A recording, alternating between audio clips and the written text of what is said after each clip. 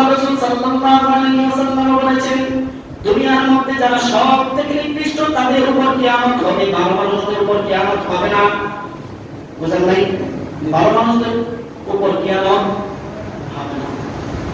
যাদের উপর কিয়ামতটা হবে ওই সময় যারা দুনিয়াতে থাকবে, আর যখন কিয়ামতটা হয়ে যাবে বুঝতে হবে যে এই সময়টাই, কিয়ামতের সময়টাই যারা দুনিয়াতে আছে তাদের মধ্যে একজন আল্লাহ তাআলার কাছে ভালো না, সবাই নিকৃষ্ট মানুষ।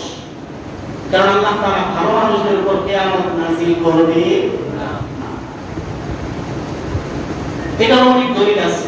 এক নম্বর দলিল, আল্লাহ রাসূল সাল্লাল্লাহু আলাইহি ওয়াসাল্লাম মিশকাত শরীফের হাদিসে বলেছেন, লা তাকুমুস সাআ হাত্তা ইয়াকুলা ইল্লাল্লাহ ইল্লাল্লাহ। যতদিন পর্যন্ত দুনিয়াতে নামাজ পড়ে না, রোজা রাখে না, শুধু আল্লাহ আল্লাহ বন্দেওয়ালা একজন ব্যক্তি থাকবে, ততদিন পর্যন্ত কিয়ামত হবে না। সুবহানাল্লাহ। সুতরাং দুনিয়াতে ভালো একজন ব্যক্তি থাকলেও কিয়ামত হবে না। যখন ভালো মানুষ সব চলে যাবে, একবারে নিকৃষ্ট মানুষ, খারাপ মানুষদের উপর কিয়ামত হবে। এটা দলিল আল্লাহ নবী সাল্লাল্লাহু আলাইহি ওয়াসাল্লাম ইবনে মাজাহ শরীফে, ইমাম ইবনে মাজাহ রাহমাতুল্লাহি আলাইহি তিনি ইবনে মাজাহ শরীফের মধ্যে একটা হাদিস উল্লেখ করেছেন। এই হাদিসের রাবী হযরত আনাস ইবনে মালিক রাদিয়াল্লাহু আনহু। তিনি বলেন, আনাস ইবনে মালিক রাদিয়াল্লাহু তাআলা আনহু قال إن رسول الله صلى الله عليه وسلم قال আনাস ইবনে মালিক রাদিয়াল্লাহু আনহু বলেন, আল্লাহর নবী সাল্লাল্লাহু আলাইহি ওয়াসাল্লাম বলেছেন, লা ইয়াজদাদুল আমরু ইল্লা শিদ্দাতান। আল্লাহর নবী সাল্লাল্লাহু আলাইহি ওয়াসাল্লাম বলেন, মানুষের মধ্যে অভাব অনটন ফিতনা কখনো কমবে না। নাউযুবিল্লাহ। আল্লাহর নবী বলেছেন, লা ইয়াজদাদু ইল্লাল আমরু, লা ইয়াজদাদুল আমরু ইল্লা শিদ্দাতান। দুনিয়ার মধ্যে যে ফিতনা বিপর্যয় সৃষ্টি হইতেছে, এই ফিতনা কখনো কমবে না। লা ইয়াজদাদু ইয়াজদাদুল আমরু ইল্লা শিদ্দাতান। দুনিয়ার মধ্যে যত ফিতনা সৃষ্টি হইতেছে, ফিতনা বাড়তেই থাকবে, ফিতনা বাড়তেই থাকবে। এটা হবে কিয়ামতের আলামত। নাউযুবিল্লাহ। এখন ফিতনা কমতেছে না বাড়তেছে? ফিতনা কমতেছে না বাড়তেছে? আলেমরা বিভিন্ন ধরনের ফতোয়া দিয়ে আরো ফিতনা, ঠিক না বেঠে? সুতরাং এটা কিয়ামতের। আর আমরা আপনাদের কিছু বলে বুঝেন না, সেটাতে হেঁটে নিজে একটু বিবেক দিয়ে চিন্তাও করবো না, কোনটা সঠিক কোনটা বেঠিক, এটা চিন্তা করতে হবে। এখন হচ্ছে ইউটিউবের বক্তা, ভাইরাল বক্তা যেটা বলছে এই বাস, ঠিক না বেঠিক? হ্যাঁ, দর্শক বলেছেন, দেখেন, লা ইয়াজদাদুল আমরু ইল্লা শিদ্দাতান। দুনিয়ার মধ্যে ফিতনা ফাসাদ বাড়তেই থাকবে, কমার কোনো সুযোগ নাই। গত জুমায় বলেছিলাম ফিতনার দরজা হলো ওমর রাদিয়াল্লাহু আনহু। ওমর রাদিয়াল্লাহু আনহু যে দুনিয়ার জমিনে নাই, সুতরাং ফিতনার দরজা ভেঙে গেছে, এখন ফিতনা আসতেই থাকবে, বন্ধ হবে না। এটা একটা কিয়ামতের আলামত। দুই নাম্বার রাসূল বলেছেন, ওয়ালাদ দুনিয়া ইল্লা ইদবার। আল্লাহর নবী বলেছেন, দুনিয়ার মধ্যে মানুষদের অভাব অনটন দূর হবে না। সবসময় মানুষদের অভাব অনটন লেগেই থাকবে। অভাব অনটন মানে চাহিদা শুধু বাড়তেই থাকবে। আল্লাহ পাক রব্বুল আলামিন কালামে হাকিমের মধ্যে বলেন, হাত্তা যুরতুমুল মাকাবির। যতদিন পর্যন্ত ওই বান্দা কবরের মধ্যে না যাইবে, ওই বান্দা আরো দরকার এরকম একটা চাহিদা থাকতেই থাকবে। কোটি টাকার মালিক, তারপর তার আরো টাকা দরকার, গাড়ির মালিকের পর আরো গাড়ির দরকার, বাড়ির মালিক আরো বাড়ির দরকার। ঠিক না বেটে? এরকম লোক আছে না নাই? আল্লাহ তাআলার রাস্তায় দান করার জন্য খবর নেই। আল্লাহ নবী বলেন, ওয়ালাদ দুনিয়া ইল্লা ইদবার। দুনিয়ার মধ্যে মানুষদের মধ্যে অভাব অনটন দূর হবে না। শুধু তাই নয়, আল্লাহ নবী সাল্লাল্লাহু আলাইহি ওয়াসাল্লাম হাদিসের মধ্যে বলেন, ওয়ালান নাসু ইল্লা শুফা। আর মানুষদের মধ্যে এমন একটা অবস্থা সৃষ্টি হবে, সমস্ত মানুষরা কৃপণ হয়ে যাবে। মানুষরা যখন কৃপণ হয়ে যাবে, আল্লাহ তাআলা ঘরের মধ্যে দান করবে না, রাসূলের বাগান মাদ্রাসার মধ্যে দান করবে না। মানুষদের মধ্যে এমন একটা কৃপণতা সৃষ্টি হয়ে যাবে। লক্ষ লক্ষ টাকার মালিক, বাড়ি মালিক আছে কোটি কোটি টাকা, কিন্তু মসজিদের মধ্যে 500 টাকা দেওয়ার সামর্থ্য নাই। এরকম লোক আছে না নাই? বাড়ি বানাইছে কোটি টাকা দিয়ে, ইঞ্জিনিয়ার দিয়ে খুব সুন্দর করে তৈরি করছে, বাড়ি বানাইতেছে, কিন্তু মসজিদের মধ্যে দান করবো আরো দেখা জমি বাড়িটা জানা করতেছি, খুব কষ্ট করে করতেছি, এইটা লাগতেছে মানে অভাব অনটন দূর হবে।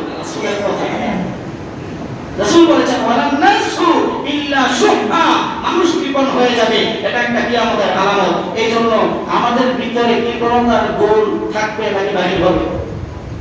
কথা বলে না, বাহির হওয়ার দরকার আছে না নাই? আছে না নাই? কৃপণতার গুণটা, কৃপণতার এই গুণটা আমাদের মাঝ থেকে বের করতে হবে। যা পারে, আপনার টাকা নাই, আপনি একটু দেওয়া সহযোগিতা করেন। আপনি 10 টাকার মালিক 1 টাকা দেন, আপনি 20 টাকার মালিক 2 টাকা দেন। আপনার তো সবটা দান করার জন্য কেউ বলে নাই, বলছে এ পর্যন্ত আপনার বাড়ি ঘর বিক্রি করে সব দিয়ে দেন, বলছে।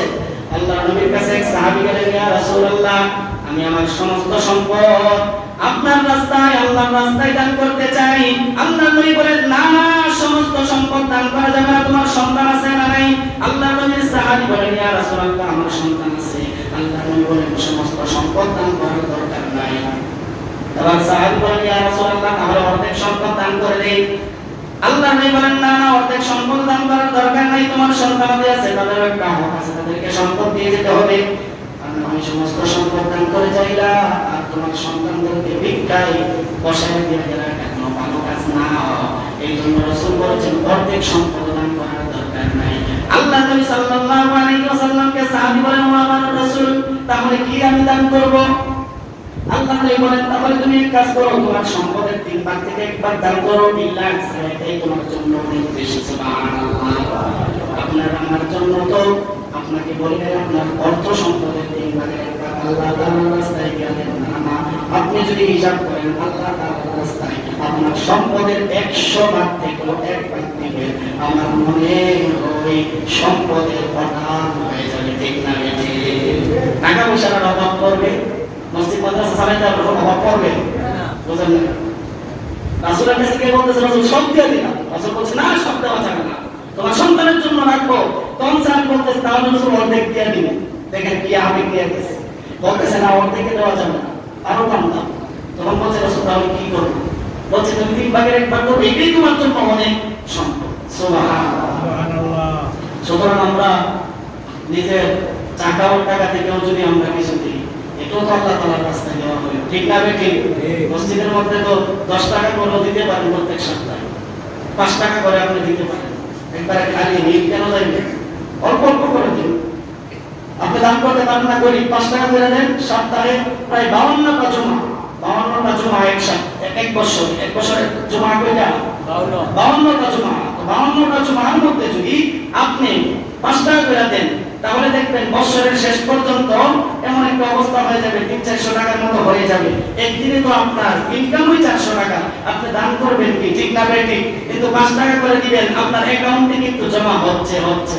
এটা আপনি বুঝতেছেন না? আপনার অ্যাকাউন্টে কিন্তু পাহাড় হয়ে যাচ্ছে, আপনি বুঝতেছেন না? এটা অল্প অল্প করবেন। যাদের দান করার তেমন সামর্থ্য নেই, অল্প দেবেন। 5 টাকা দেওয়ার সামর্থ্য এরকম এমন কেউ আছে যে নাই? সবার আছে না? একটা সিগারেট খাইলে তো 10 টাকা 15 টাকা 20 টাকা দিয়ে আছে। ঠিক না বেঠিক? কিন্তু আমরা সিগারেট, বিড়ি এইটা সেটা খাই তো আমরা দিনে 100-150 টাকা হয়ে গেছে ঠিকই, অথচ মসজিদের মধ্যে চাইলে সামর্থ্য নাই। হুজুর অনেক কষ্টে আছে, চাইলে হুজুর অনেক কষ্টে আছে, পরিবার নিয়ে চলতে পারতেছি না। আর বেটা আপনার সিগারেট খাওয়া বন্ধ করেন, মাসে 3000 টাকা এখান থেকে আয় হবে। ঠিক না বেঠিক? বিড়ি খাওয়া বন্ধ করলে মাসে 3000 টাকা এখান থেকে আয় হবে। দান করার নাম খবর নাই, টাকা নাই, অথচ সিগারেট, বিড়ি এগুলো ঠিকই দাম আছে, এগুলো টানা বন্ধ নাই।